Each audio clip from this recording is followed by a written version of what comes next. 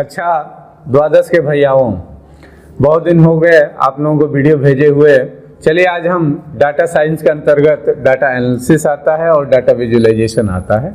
हम लोग के किताब में एक चैप्टर है डाटा विजुअलाइजेशन, जिसको कि हमने स्कूल में शुरू किया था, लेकिन आप लोग अधिक संख्या में नहीं आ रहे हैं, इसलिए दिक्कत हो रही है, बीच में रुका हुआ है।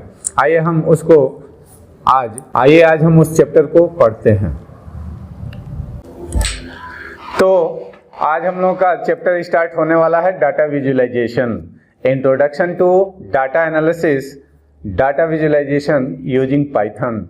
हम पाइथन लैंग्वेज में कैसे डाटा को एनालाइज करेंगे और कैसे डाटा को विजुअलाइज करेंगे, यानी कि विजुअल एनालिसिस हम कैसे करेंगे, यह चैप्टर काफ़ी इम्पॉर्टेंट है। आज हम पाइथन के माध्यम से डाटा का विश्लेषण करने वाले हैं और डाटा का विजुअलाइजेशन करने वाले हैं, यानी कि डाटा के आधार पर हम प्लॉटिंग करने वाले हैं, ग्राफ प्लॉट करने वाले हैं।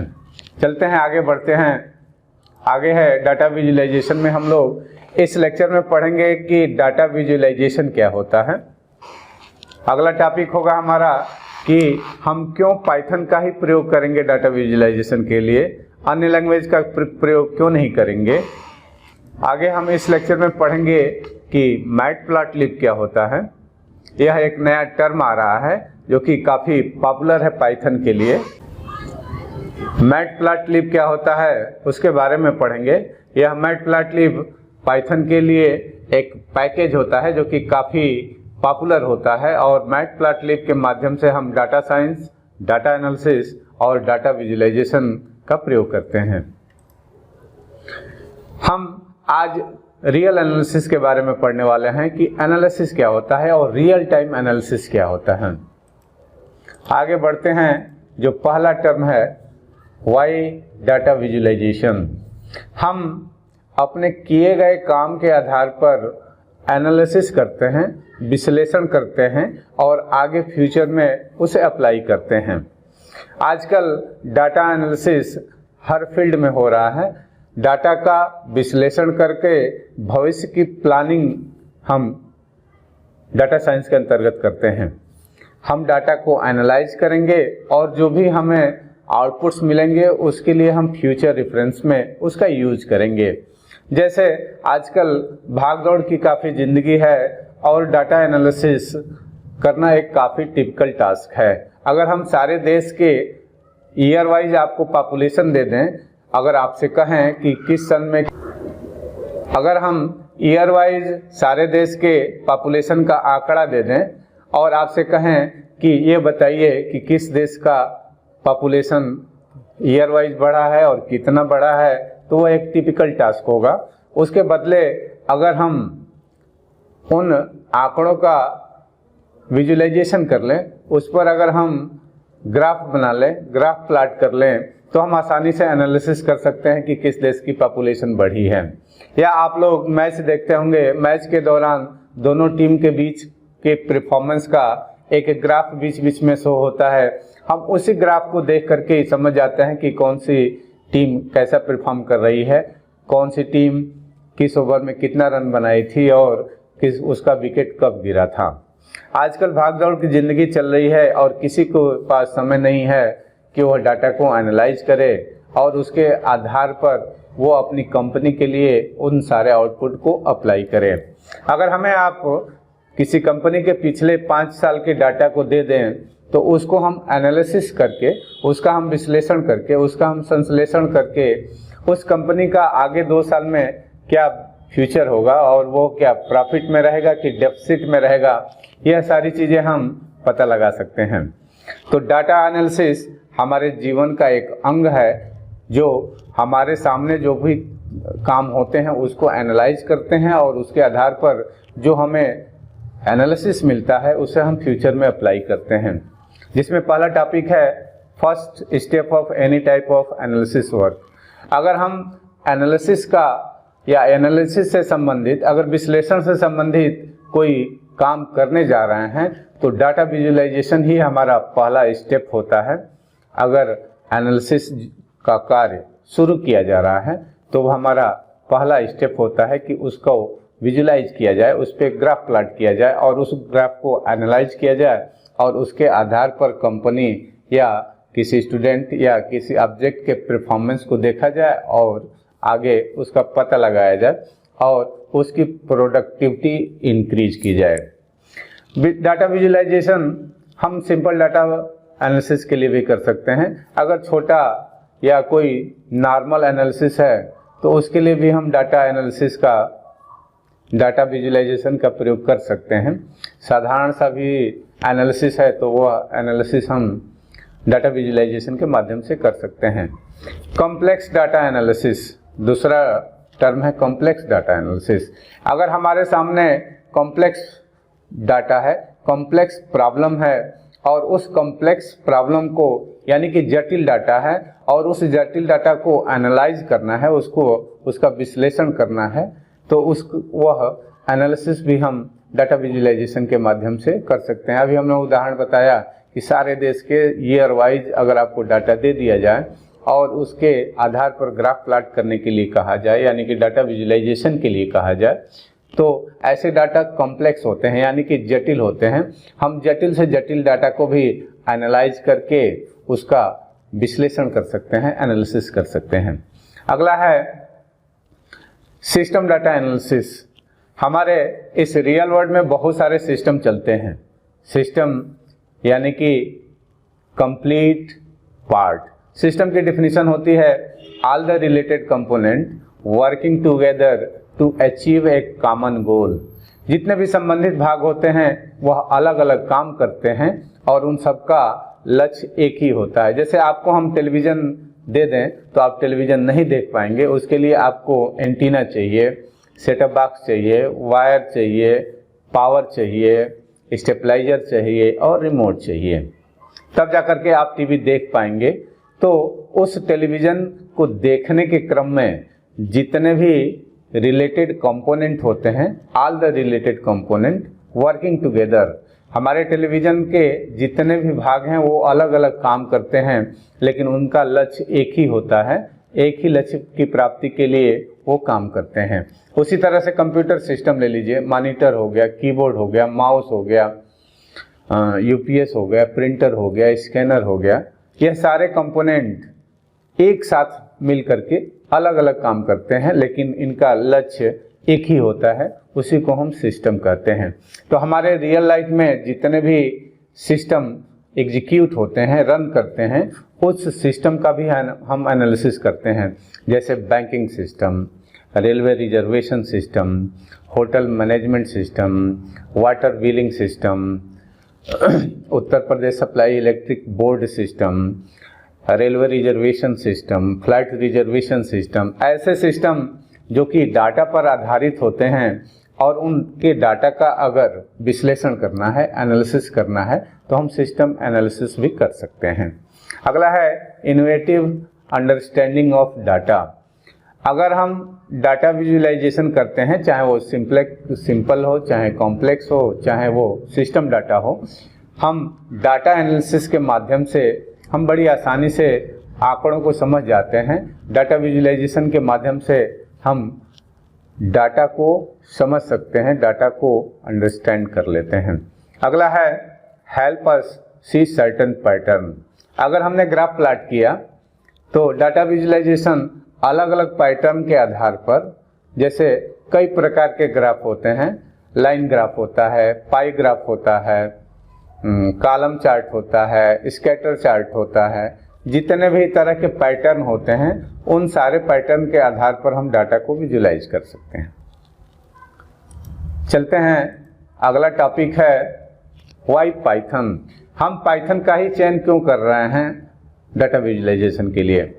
डाटा विजुअलाइजेशन के लिए पाइथन ही एक विकल्प नहीं है। अभी हमारे मार्केट में बहुत सारे विकल्प हैं जिनके माध्यम से हम डाटा एनालिसिस कर सकते हैं, लेकिन पाइथन उनमें से एक बेस्ट चॉइस है।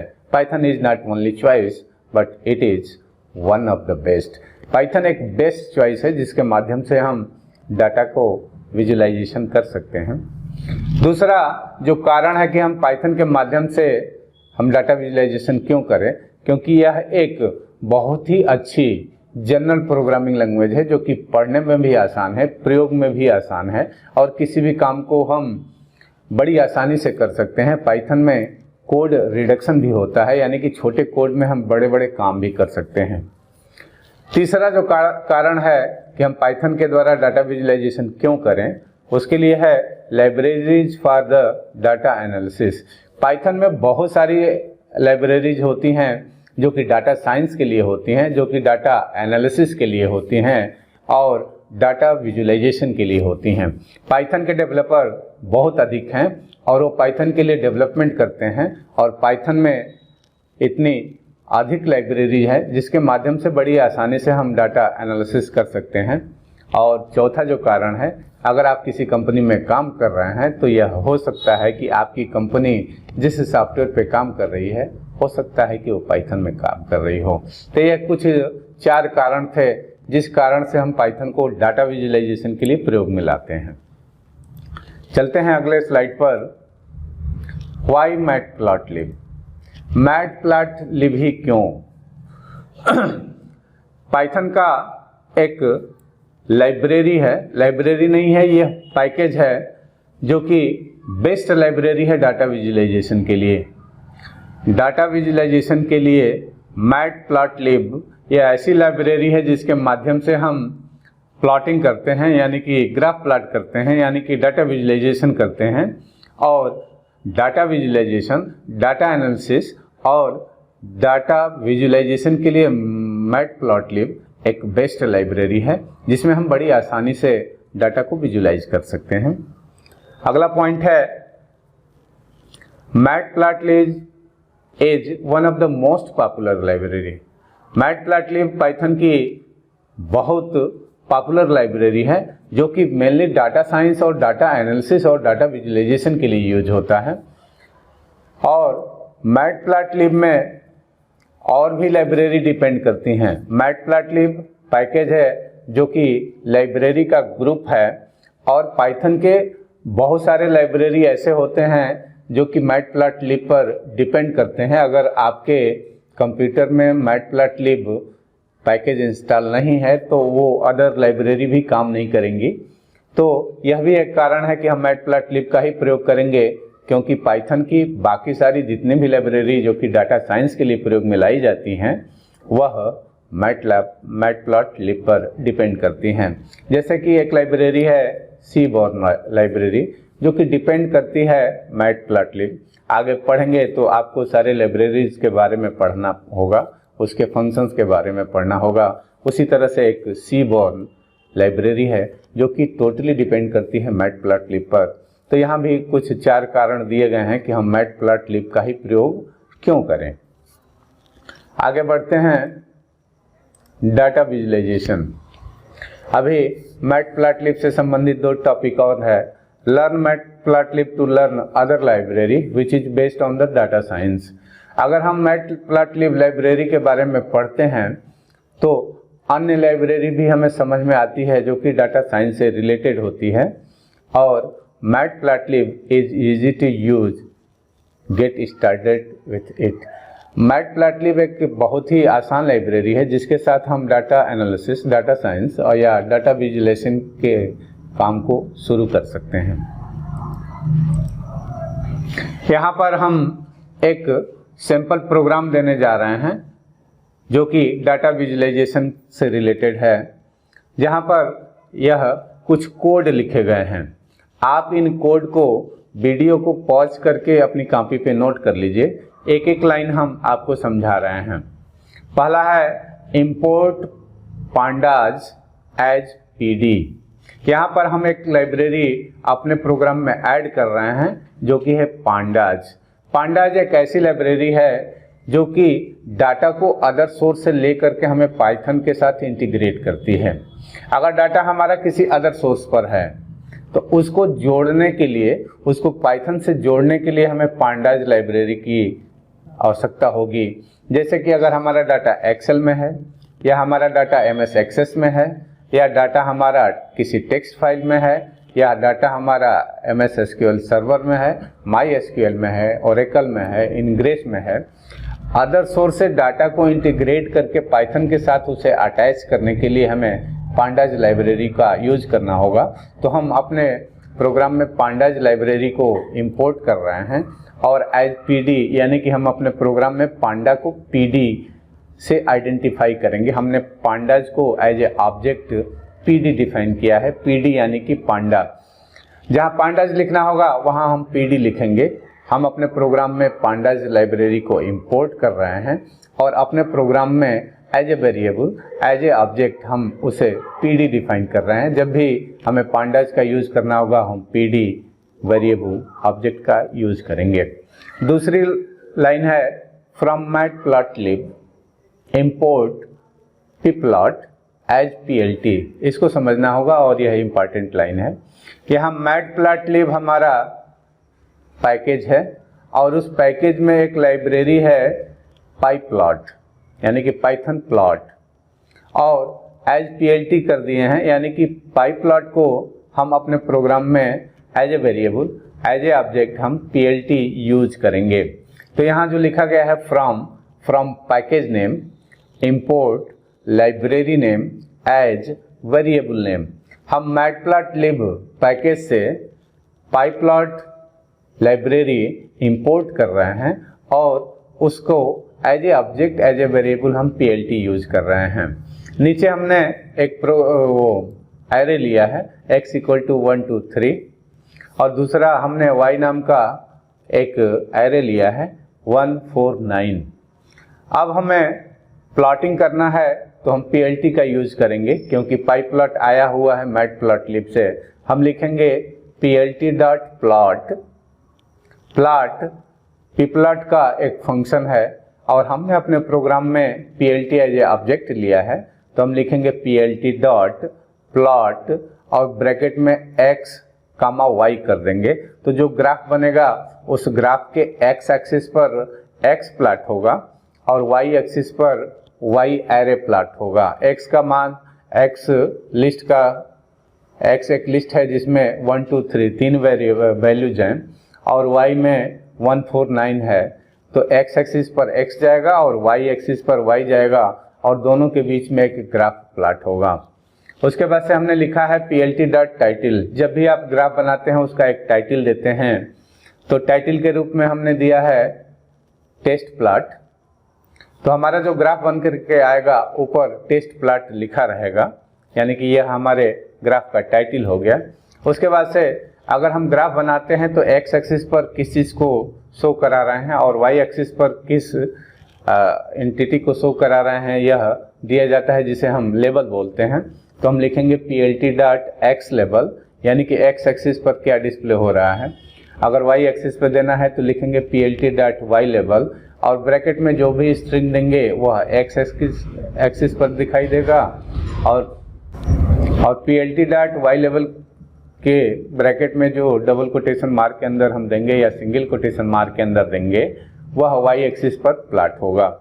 यह हमने सारी सेटिंग कर लिया, x एक एरे ले लिया, y एक एरे ले लिया, प्लॉटिंग कर दिया, टाइटल दे दिया, x का लेवल दे दिया, y का लेवल दे दिया और जब तक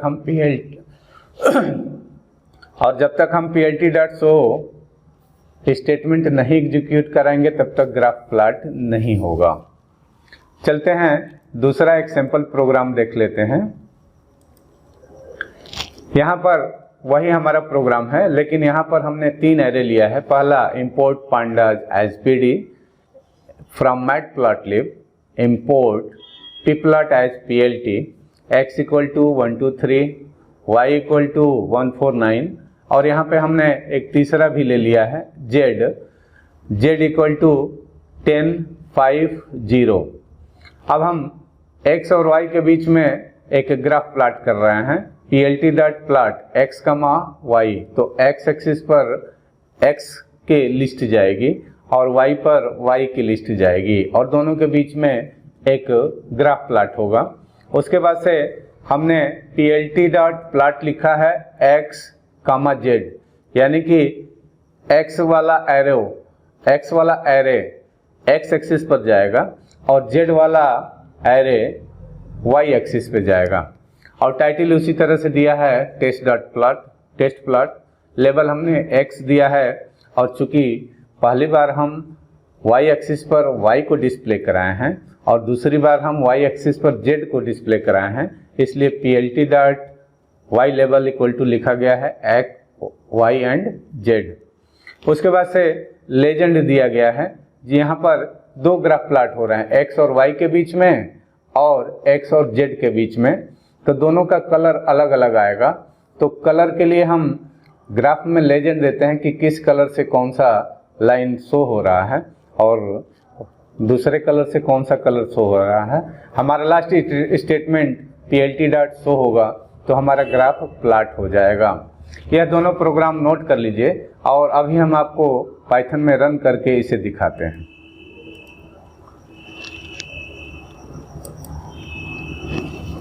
यहाँ भी एक सैंपल प्रोग्राम है। जैसे हमने बताया था कि PD से हम किसी एक्सटर्नल सोर्स से डाटा फेच करते हैं, तो यहाँ पर सिंपल डाटा इक्वल टू लिखा गया है PD डॉट रीड CSV और ब्रैकेट में सिंपल डाटा डॉट CSV दिया गया है। यहाँ एक CSV नया टर्म आ रहा है।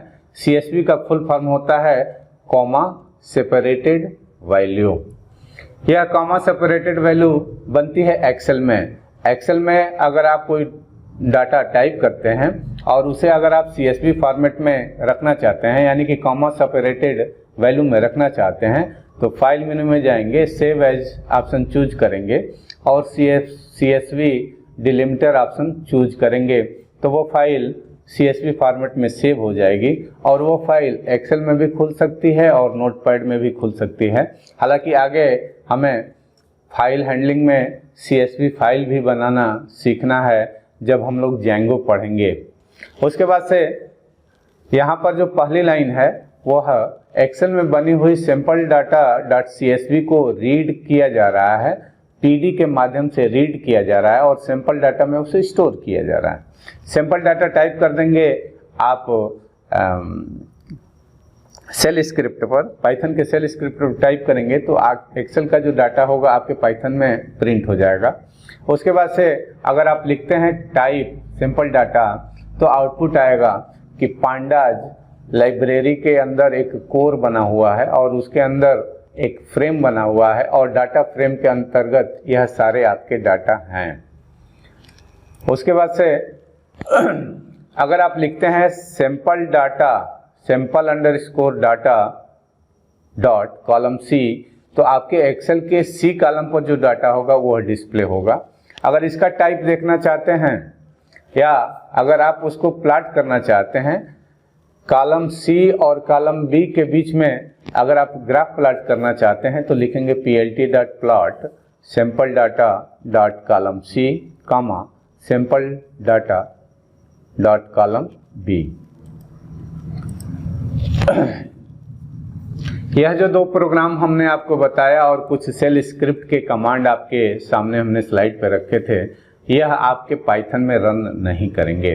उसके लिए आपको अपने पाइथन में पांडाज मॉड्यूल को इंस्टॉल करना होगा और मैटप्लॉटलिब मॉड्यूल को इंस्टॉल करना होगा। उसका स्टेप हम यहाँ पर दे रहे हैं, इस स्टेप्स को आप नोट कर लीजिए। पहले आपको विंडो की के साथ R दबाना है तो रन आ जाएगा और उसमें हम टाइप करेंगे CMD तो कमांड प्रॉम्प्ट खुल जाएगा और वहां हम लिखेंगे, यहाँ स्क्रीन पर जो लिखा गया है उसको ध्यान से नोट कर लीजिए। एक पेन पर पेन कॉपी से नोट कर लीजिए। आप लिखेंगे CD app data /local /programs /python। अब यहाँ पर हमें देखना होगा कि हमारे पाइथन का फोल्डर नेम क्या है। हमने पाइथन का 3.8 यूज किया है, इसलिए लिखा है पाइथन 38।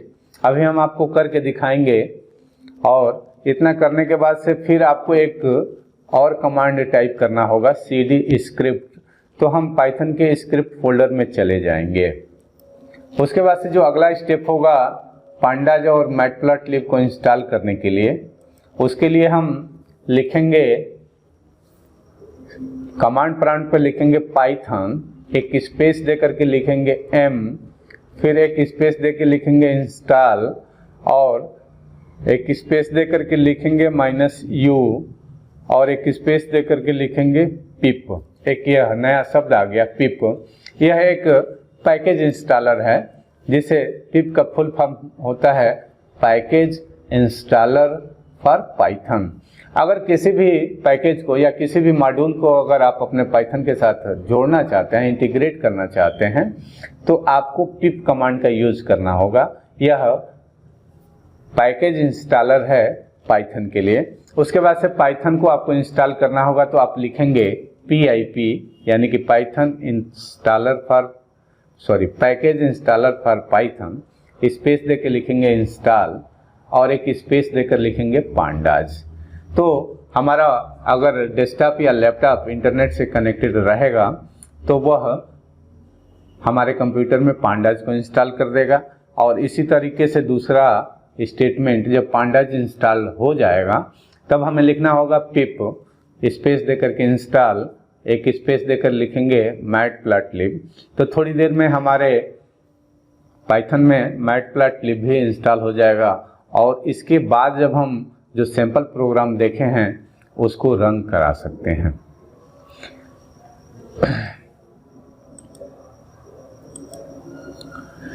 चलिए हम प्रैक्टिकल के माध्यम से देख लेते हैं कि कैसे हम प्रोग्राम बनाएंगे, कैसे हम पांडाज को इंस्टॉल करेंगे, कैसे हम मैटप्लॉटलिब को इंस्टॉल करेंगे और कैसे पाइथन में हम डाटा विजुअलाइजेशन करेंगे। तो हम आल्ट के विंडो के साथ R बटन दबाएंगे और रन आएगा और उसमें CMD टाइप करके हम OK बटन दबाएंगे तो CMD यानी कि कमांड विंडो खुल जाएगा। यहाँ पर हमें टाइप करना है, पहले पाइथन में देख लीजिए। हम पाइथन पहले खोल के आपको दिखा देते हैं। यहाँ पर हम एक प्रोग्राम बना रहे हैं और इसमें केवल प्रिंट करा दे रहे हैं, प्रिंट हेलो, और इसको रन करा दे रहे हैं।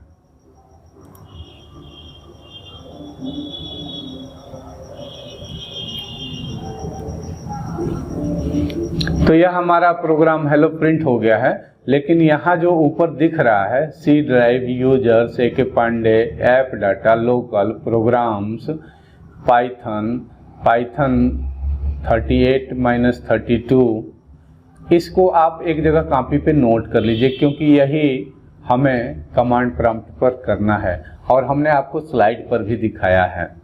चलिए करते हैं, कमांड प्रॉम्प्ट पे करते हैं।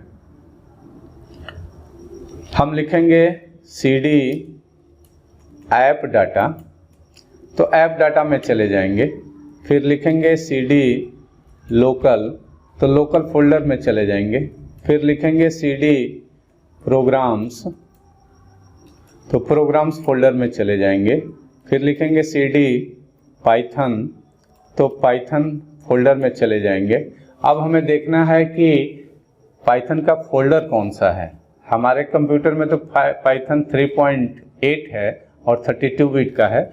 तो यहाँ अगर हम dir लिखते हैं तो यहाँ दिखाई दे देगा और यहाँ स्क्रीन पर आ रहा है पाइथन 38-32।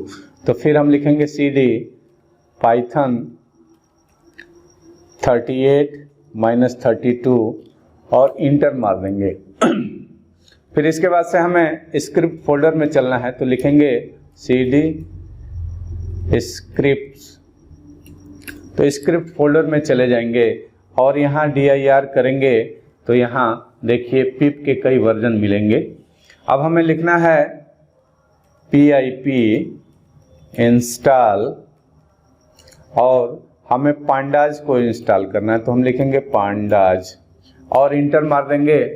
तो हमारा कंप्यूटर इंटरनेट से कनेक्टेड है और थोड़ी देर में पांडाज हमारे इस कंप्यूटर में इंस्टॉल हो जाएगा। देखिए नेट से डाउनलोडिंग हो रही है और पांडाज इंस्टॉल हो रहा है। पांडाज जब इंस्टॉल हो जाएगा तो उसके बाद हम मैटप्लॉटलिब को इंस्टॉल करेंगे।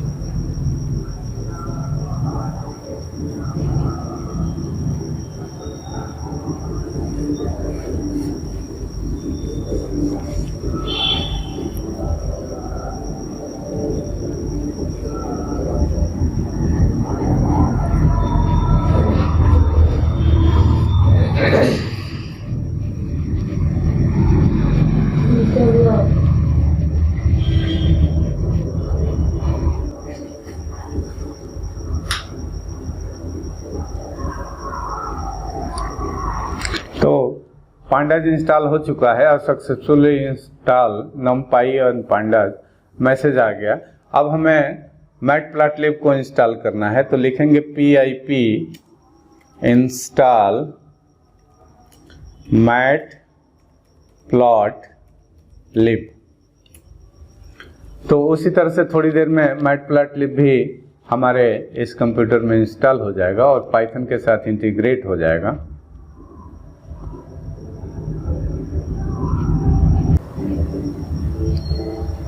अब दोनों इंस्टॉल हो चुके हैं, पांडाज और मैटप्लॉटलिब। तो हम चलते हैं अपने पाइथन में और प्रोग्राम बनाते हैं जो हमने आपको स्लाइड में लिख करके दिखाया था, उसी को टाइप कर दीजिए। Import pandas as pd from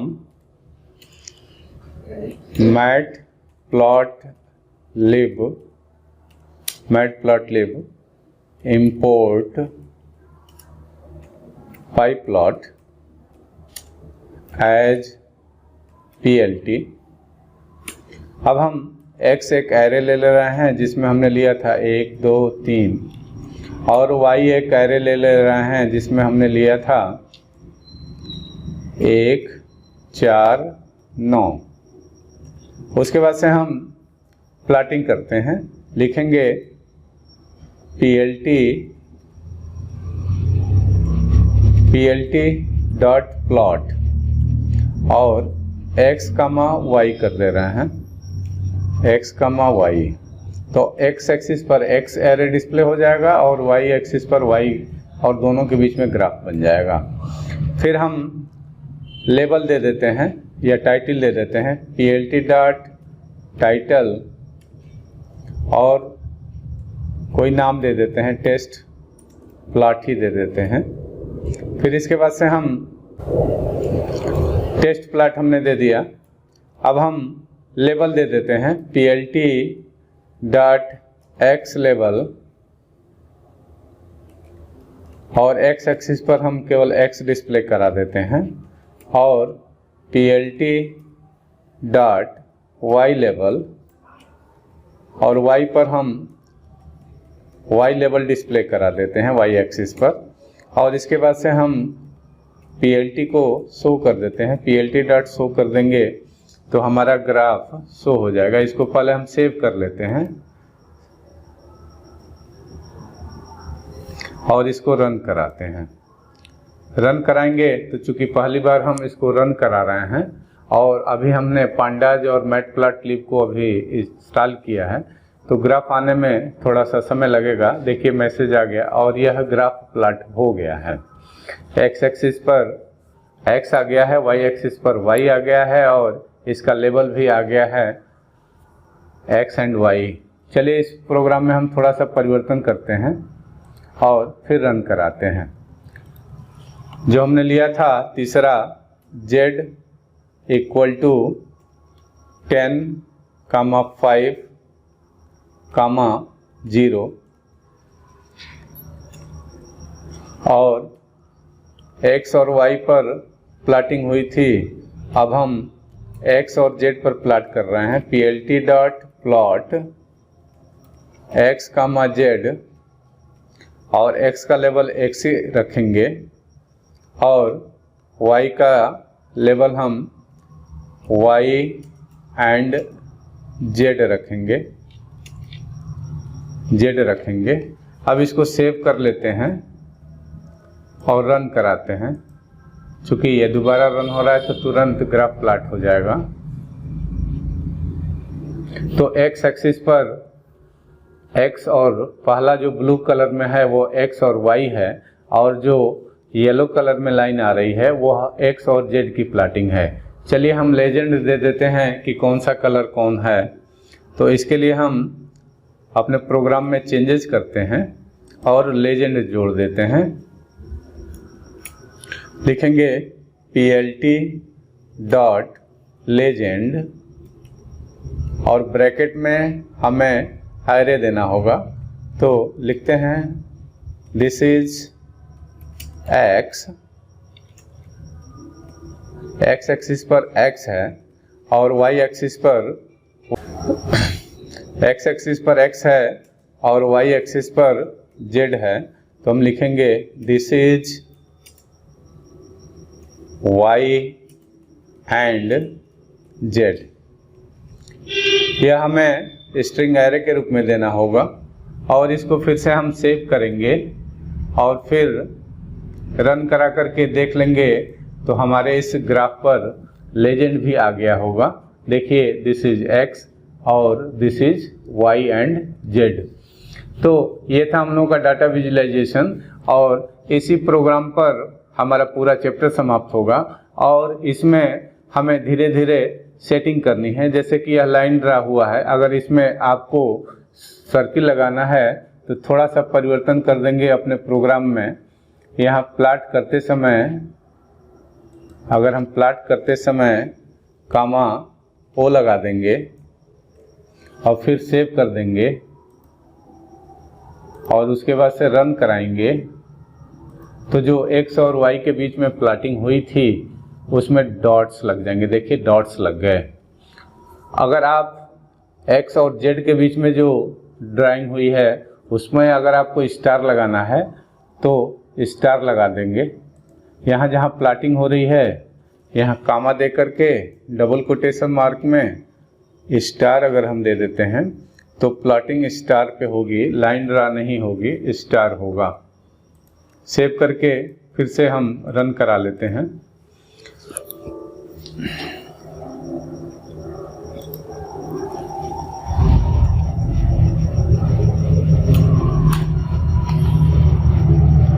save कर लेते हैं और फिर से हम रन करा लेते हैं। तो ग्राफ प्लॉटिंग हुआ, x पे और y पे डॉट्स आ गए ब्लू कलर में और x और z में स्टार आ गए। तो इसी में चेंजेस करके हमें अपने पूरे चैप्टर को फिनिश करना है।